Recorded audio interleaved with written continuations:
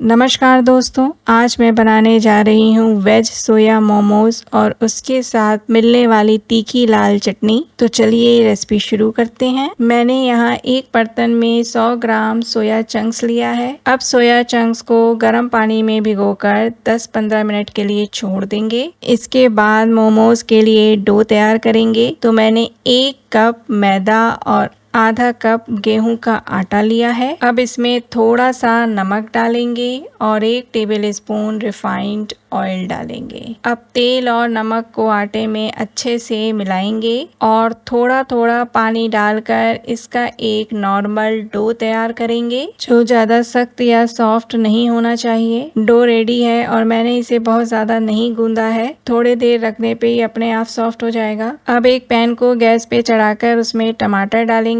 मैंने यहाँ 3 medium size के टमाटर को रफली काट के डाला है। 6 कड़ी लाल मिर्च डालेंगे और अब मैंने इसमें कुछ हरी धनिया की डंडियां डाली हैं, इन्हें डालना ऑप्शनल है। अब इसमें थोड़ा सा नमक डालेंगे और अब 1 कप पानी डालेंगे। अब पैन को 3-4 मिनट के लिए कवर कर देंगे। टमाटर के बॉईल होने तक हम खाली नहीं बैठेंगे, स्टफिंग की तैयारी करेंगे। तो एक जार में हम 10 से 11 लहसुन के क्लोव्स डालेंगे, 1 टुकड़ा अदरक का डालेंगे और 1 हरी मिर्च को 2 भाग में डिवाइड करके डालेंगे। ये सोया चंक्स फूल गए हैं तो इन्हें अच्छे से दबाकर इनका पानी निकाल लेंगे और ग्राइंड करने के लिए इन्हें जार में डालेंगे। सोया चंक्स की स्टफिंग बनानी है, इसलिए पानी को खूब अच्छे से निचोड़ें। सोया चंक्स को जार में कर लिया है, इसमें हम थोड़ा सा नमक डालेंगे और इसे ग्राइंड कर लेंगे। सोया चंक्स को ग्राइंड कर लिया है तो चलिए गैस की तरफ चलते हैं। टमाटर बॉईल हो चुके हैं तो अब पैन का ढक्कन हटा देंगे और गैस ऑफ कर देंगे।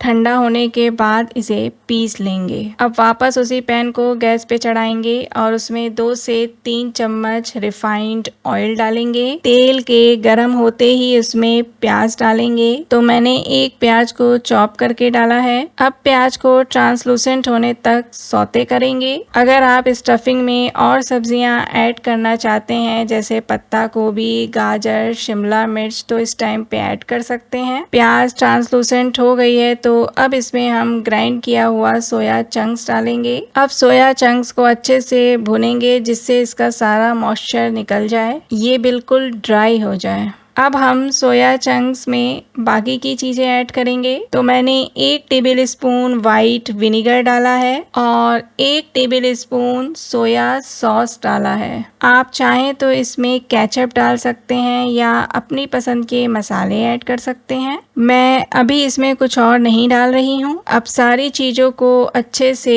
मिक्स करेंगे। स्टफिंग रेडी है तो अब इसमें हम थोड़ा सा धनिया पत्ता डालेंगे और गैस ऑफ करके स्टफिंग को ठंडा कर लेंगे। अब हम तीखी चटपटी मोमोज की चटनी बनाएंगे। तो पैन को गैस पे चढ़ाकर उसमें 2 टेबल स्पून रिफाइंड ऑयल डालेंगे और तेल को गरम होने देंगे। तेल के गरम होते ही उसमें अदरक और लहसुन चॉप करके डालेंगे। अब लहसुन को ब्राउन होने तक फ्राई करेंगे। लहसुन अदरक के पकने के बाद इसमें ये टमाटर और लाल मिर्च ग्राइंड करके डाल देंगे। अब चटनी में हम बाकी की चीजें ऐड करेंगे। तो 1 टेबल स्पून व्हाइट विनेगर डालेंगे, 1 चम्मच सोया सॉस डालेंगे और 1.5 चम्मच केचप डालेंगे। अगर आप केचप नहीं डालना चाहते तो इसकी जगह थोड़ी सी चीनी डाल सकते हैं। चटनी तैयार है तो चलिए अब मोमोज बनाते हैं। स्टफिंग ठंडी हो गई है तो मैंने इसमें ये 1 पैकेट पास्ता मसाला ऐड किया है। इससे ये स्टफिंग और भी ज़्यादा इंटरेस्टिंग हो जाएगी। ये पास्ता मसाला बहुत टेस्टी है, आजकल मैं इसे सारी रेसिपी में यूज़ कर रही हूँ। अब मसाले को मिक्सचर में अच्छे से मिलाएंगे। मिक्सचर रेडी है तो अब डो को देख लेते हैं। डो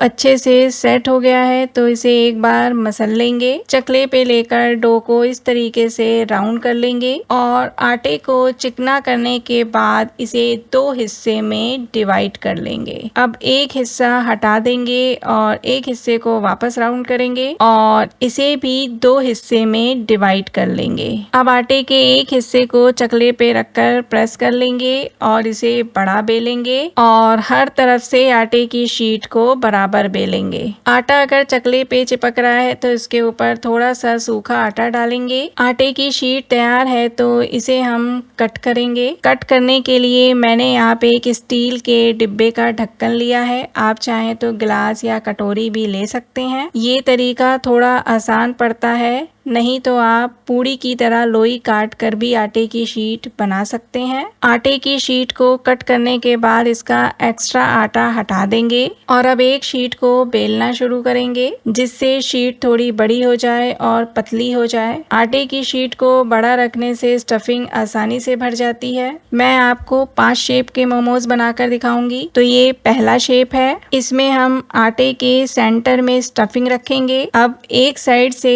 आटे में प्लेट्स लगाएंगे और दूसरे साइड से आटे को प्लेन रखेंगे। अब आटे के एजेस को आपस में अच्छे से चिपका देंगे, जिससे ये ना खुले। और ये देखिए मोमोज का पहला डिजाइन बनकर तैयार है। अब हम दूसरा शेप बनाएंगे। शीट को थोड़ा बड़ा कर लेंगे और इसके सेंटर में स्टफिंग रखेंगे और अब आटे को तीनों साइड से इस तरीके से बंद करेंगे। ये ट्रायंगल शेप का मोमोज है। अब हम तीसरे शेप का मोमोज बनाएंगे। तो आटे की शीट को थोड़ा बड़ा करने के बाद इसके सेंटर में स्टफिंग रखेंगे और इसे गुजिया के तरीके से फोल्ड कर देंगे। फोल्ड करने के बाद आटे के एजेस को अच्छे से चिपकाएंगे और अब इसे दोनों साइड से सेंटर में लाकर टक कर देंगे। इस शेप के मोमोज को तौर तलीवी कहते हैं और इसे बनाना बहुत आसान है। अब मैंने यहाँ पे एक छोटी लोई ली है। इसे पूड़ी की तरीके से बेल लेंगे। पूड़ी के सेंटर में स्टफिंग रखने के बाद स्टार्टिंग में आटे में दोनों साइड से प्लेट्स लगाएंगे और फिर आटे को प्लेन तरीके से चिपका देंगे। ये शेप पत्ते की तरह होता है। अब हम लास्ट और बेसिक शेप बनाएंगे। तो सेंटर में स्टफिंग रखने के बाद आटे में हर तरफ से प्लेट्स लगाकर सेंटर में लाकर इसे बंद कर देंगे। ये मोमोज का ट्रेडिशनल शेप है। तो मैंने यहाँ पे आपको 5 तरीके से मोमोज स्टफ करना बताया है। मोमोज तैयार हैं, तो चलिए अब इसे स्टीम कर लेते हैं। स्टीम करने के लिए एक इस तरीके की छन्नी ले लेंगे और उस पे रिफाइंड ऑयल अच्छे से लगा देंगे। ऑयल लगाने से मोमोज पकने के बाद छन्नी से आसानी से निकल जाते हैं। अब हम छन्नी पे मोमोज को सेट करेंगे। इसे थोड़ा डिस्टेंस पे रखेंगे क्योंकि पकने के बाद मोमोज फूलते हैं। अब चलिए गैस की तरफ चलते हैं। पानी को प्रीहीट कर लिया है तो इस पे संभाल कर छन्नी को रख देंगे। अब मोमोज को कवर करके लो फ्लेम पे 15-20 मिनट के लिए छोड़ देंगे। 17-18 मिनट हो गए हैं तो अब ढक्कन हटा देंगे और मैंने प्लेट की जगह लिड लगा दिया था। देखिए मोमोज का साइज बढ़ गया है और ये ट्रांसपेरेंट दिख रहे हैं। इसका मतलब है कि मोमोज रेडी है। तो गैस ऑफ कर देंगे और इन्हें लाल चटनी के साथ सर्व कर लेंगे। दोस्तों आपको ये रेसिपी कैसी लगी कमेंट बॉक्स में बताएं और अगर अभी तक आपने मेरा चैनल सब्सक्राइब नहीं किया है तो कृपया चैनल को सब्सक्राइब करें, लाइक करें और शेयर करना ना भूलें। साथ ही बेल आइकन जरूर दबाएं जिससे आपको मेरी नई रेसिपी के नोटिफिकेशन मिलते रहें। धन्यवाद।